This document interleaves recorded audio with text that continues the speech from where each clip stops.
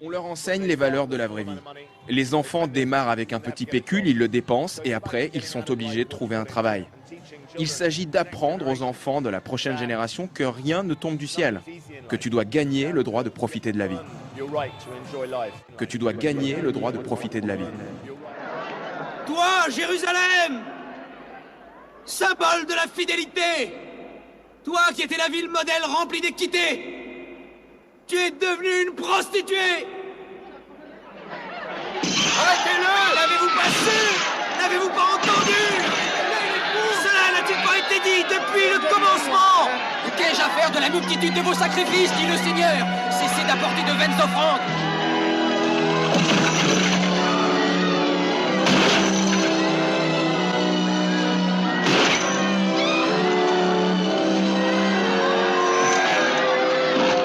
Mes pièces d'or! Rendez-moi mes pièces d'or!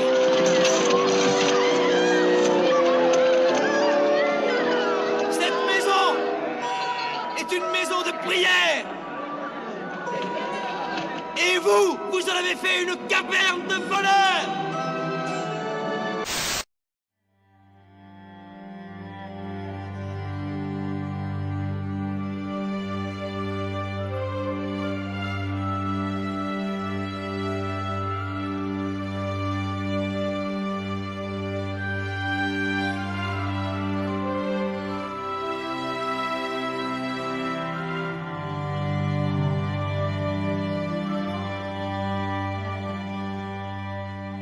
Alors que Moïse faisait l'ascension du mont Sinaï pour y recevoir les tables de la loi, les Hébreux, libérés du joug de Pharaon, impatients de ne pas voir revenir Moïse, resté pendant 40 jours et 40 nuits, pressèrent Aaron, le frère de Moïse, de leur construire une idole.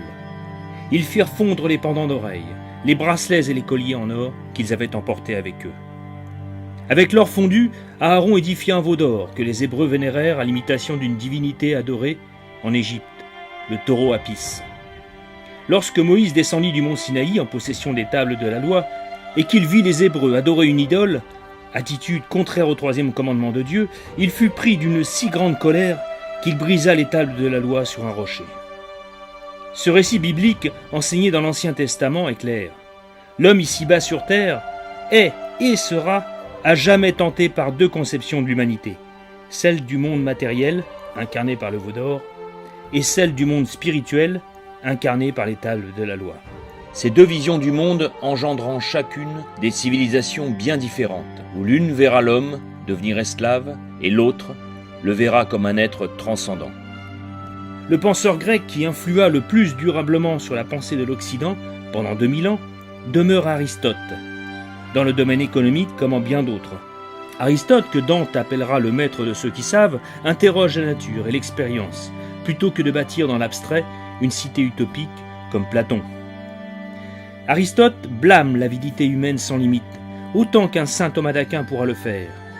Le bonheur profond de l'homme, dit-il, n'est pas dans l'acquisition illimitée des biens d'ici-bas. Le bonheur de l'homme est dans la sagesse. On retrouvera tout au long du monde médiéval chrétien, et spécialement chez le fondateur du grand ordre monastique bénédictin, ce souci d'équilibrer toujours l'action et la contemplation. Nous constatons à travers ces lignes combien ce précurseur, à partir de l'expérience accumulée par l'observation, dicte les saines lois qui font la sagesse des sociétés et l'équilibre des hommes. L'avidité sans frein des hommes engendre les plus grands bouleversements. C'est pour se procurer le superflu et non pas le nécessaire qu'on commet les plus grands crimes, dit Aristote. Et encore, toutes les choses qu'on regarde comme utiles sont précisément celles dont la surabondance est nécessairement nuisible ou au moins inutile. Pour ce qui est du christianisme, le message est assez clair en ce qui concerne le rôle des riches. Maître, veux-tu me dire ce que je dois faire pour hériter la vie éternelle?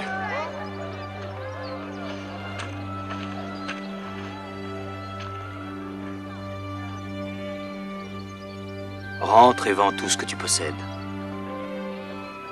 Et donne l'argent aux pauvres. Et tu auras un trésor dans les cieux. Puis viens et suis-moi. Quoi? Que je vende tout? Que je vende tout ce que je possède? Tout ce que mon père a acquis avec tant de peine? Oui, tout ce que tu as. Tu ne peux pas servir deux maîtres. Dieu et maman.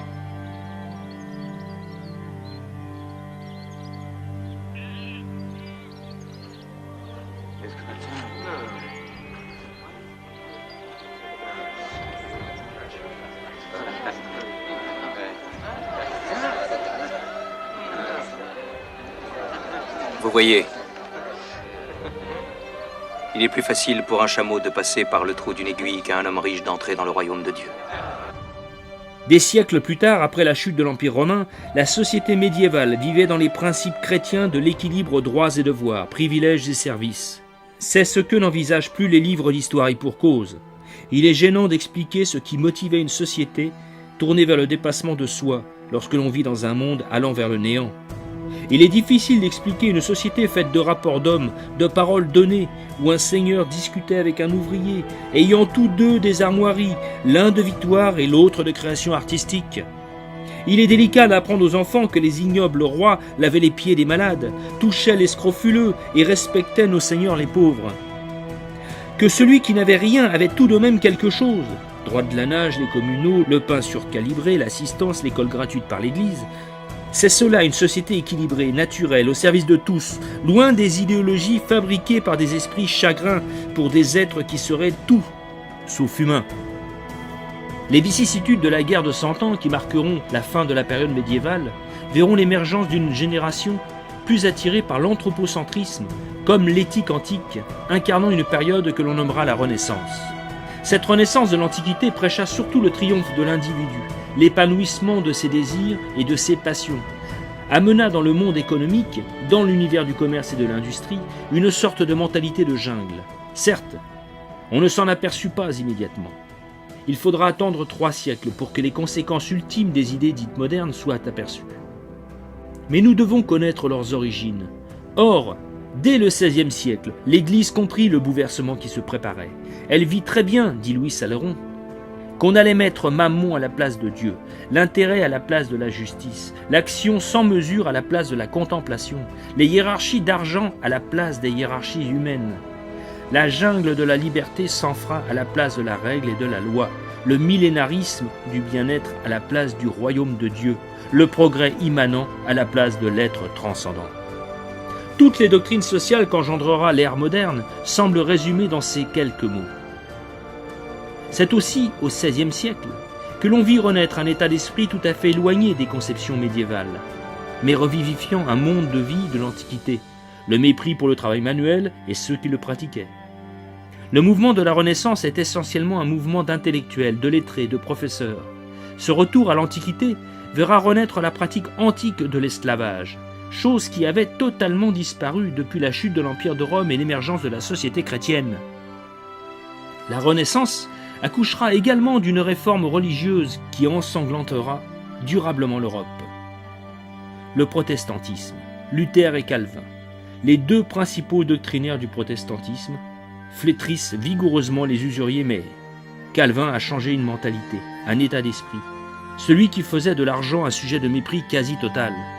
L'écrivain anglais Tawney a écrit avec justesse: le calvinisme a été le premier corps systématique de doctrine religieuse dont on peut dire qu'il reconnaît et approuve les vertus économiques.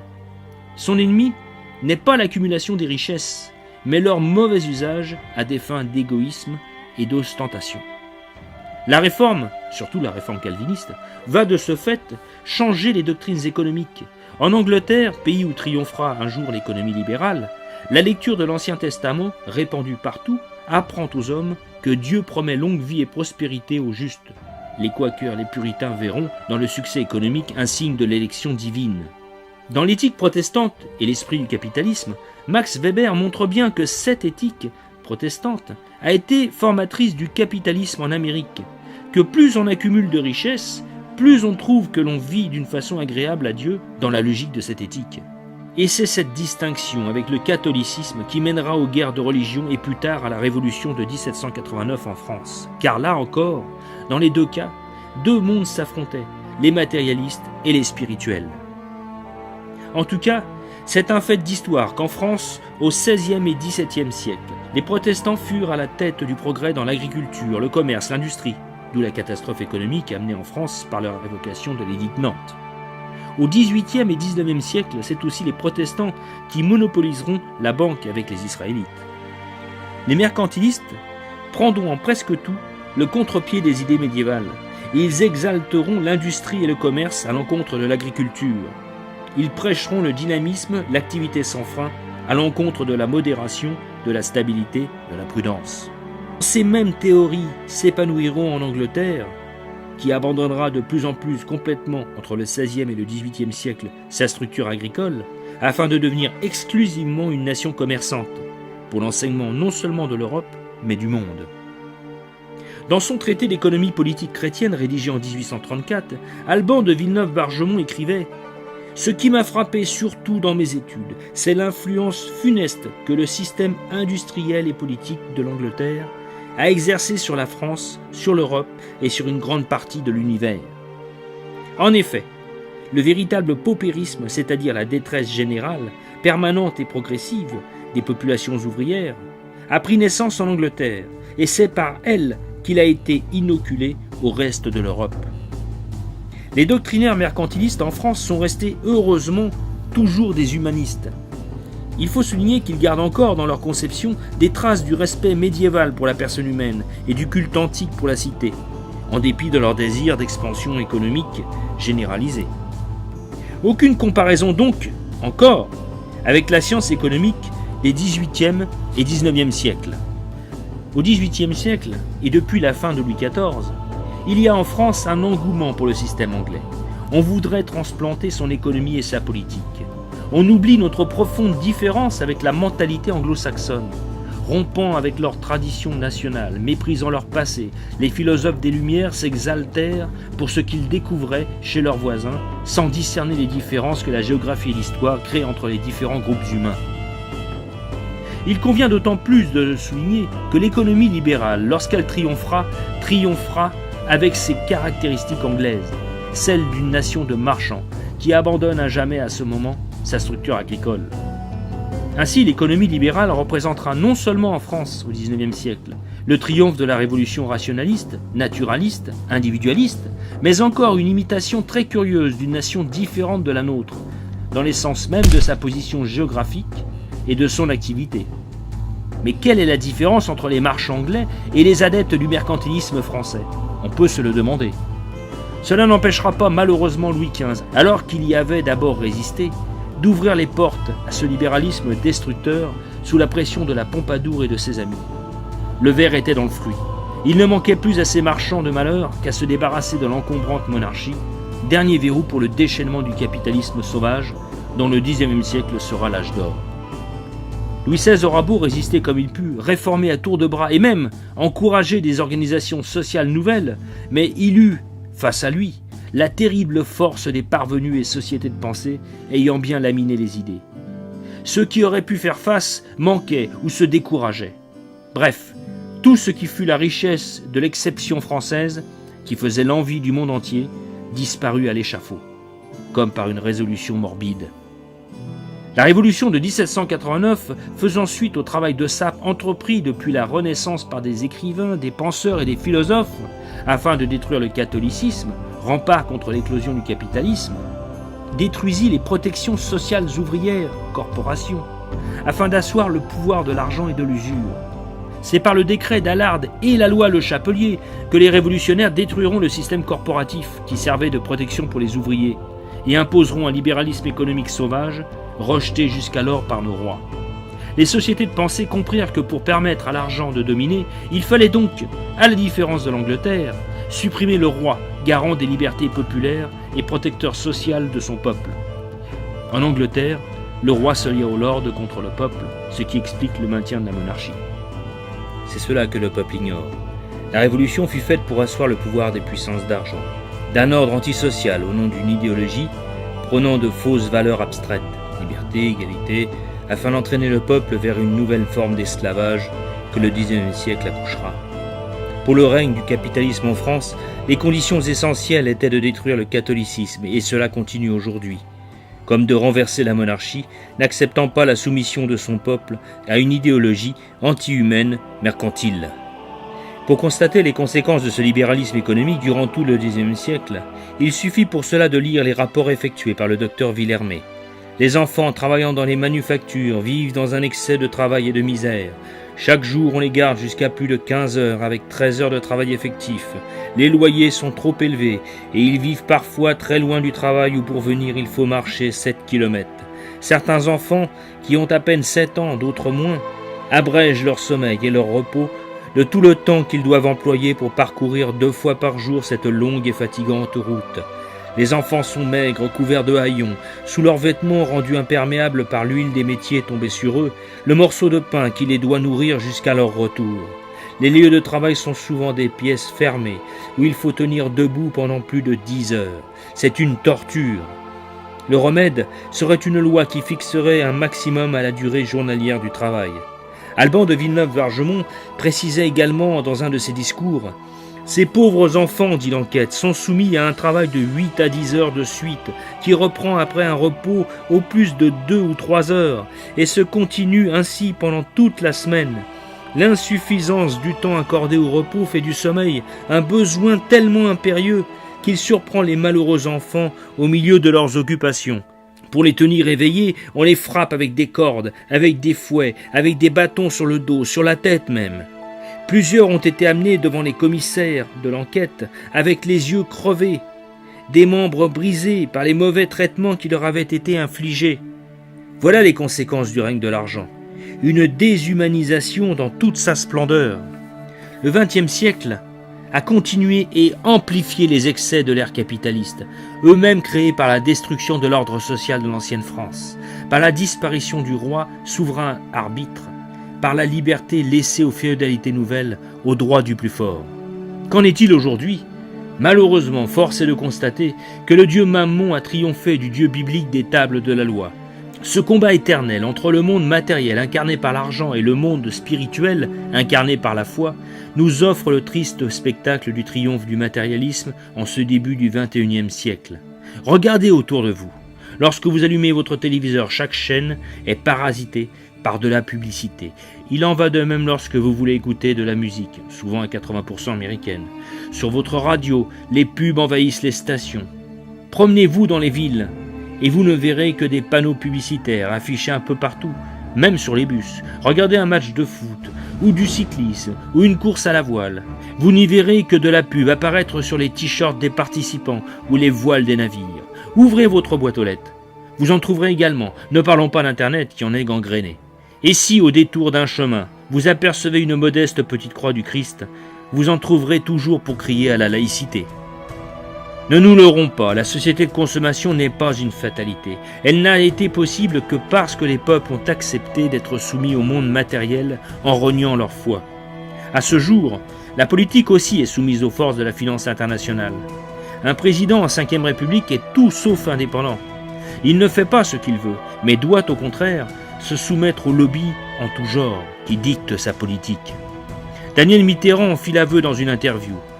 Après 1981, je demandais à François Mitterrand « Pourquoi, maintenant que tu as le pouvoir, ne fais-tu pas ce que tu avais promis ?» Il me répondit qu'il n'avait pas le pouvoir d'affronter la Banque mondiale, le capitalisme, le néolibéralisme, qu'il avait gagné un gouvernement mais non pas le pouvoir. J'appris ainsi qu'être le gouvernement, être président, ne sert pas à grand-chose dans ces sociétés sujettes, soumises au capitalisme. J'ai vécu l'expérience directement durant 14 ans. En France, on élit et les élus font des lois qu'ils n'ont jamais proposées et dont nous n'avons jamais voulu. On se souvient également du discours de François Hollande du 22 janvier 2012 au Bourget, lorsqu'il annonçait que son principal adversaire était la finance internationale. Je vais vous dire qui est mon adversaire. Mon véritable adversaire. Il n'a pas de nom, pas de visage, pas de parti. Il ne présentera jamais sa candidature. Il ne sera donc pas élu. Et pourtant, il gouverne. Cet adversaire, c'est le monde de la finance. Au final, après avoir été élu, sa politique allait plus dans le sens de cette finance qu'à son encontre. Ce qui expliqua en partie son impopularité. Mais ça n'a rien d'étonnant, quels que soient les présidents qui viendront dans l'avenir, et ce jusqu'à l'abolition de la 5e République, ils seront tous soumis aux divers lobbies qui contrôlent en partie notre pays. Il n'y a rien à attendre d'une république en France, ce système est trop faible et inadapté. Jean Rémy, dans Le Financier contre la Cité, en 1927, écrivait « Il est douloureux pour les républicains sincères que nous sommes de reconnaître que le régime parlementaire est le système idéal pour enrichir une oligarchie de grands financiers sur le dos de la masse des citoyens. » Pour conclure, depuis l'expérience de Moïse sur le mont Sinaï, rien n'a vraiment changé. C'est toujours une lutte permanente entre les tables de la loi et le veau d'or. Au fil des siècles de notre histoire, ce combat-là fut présenté sous diverses appellations. Ce fut les catholiques et les calvinistes, ou les athées, ou les royalistes et les révolutionnaires, les traditionalistes et les modernistes, les spirituels et les matérialistes, etc. L'histoire de l'humanité se jouera toujours entre les lois de Dieu et celles du veau d'or. Ou le christianisme, ou l'esclavage, disait Antoine Blanc de Saint-Bonnet. Il ne tient qu'à nous de savoir faire la part des choses et d'agir dans le sens des valeurs qui firent la grandeur de notre civilisation. Si, en ce début du XXIe siècle, c'est le veau d'or qui prédomine, c'est parce que nous avons cessé d'être les héritiers des siècles passés. Mais nous avons foi en notre victoire future. Leur monde issu du matérialisme n'est pas fait pour durer, car trop antinaturel. Nous le subissons à ce jour, mais bientôt émergera une génération qui, comme à la fin de l'Empire de Rome, rejettera la pratique de l'esclavage et les jeux du cirque. Le règne de l'argent s'effondrera et le retour des tables de la loi éteindront pour longtemps les fausses lumières afin d'y voir jaillir les rayons d'un roi soleil éclairer la grandeur de notre civilisation. Notre jour viendra.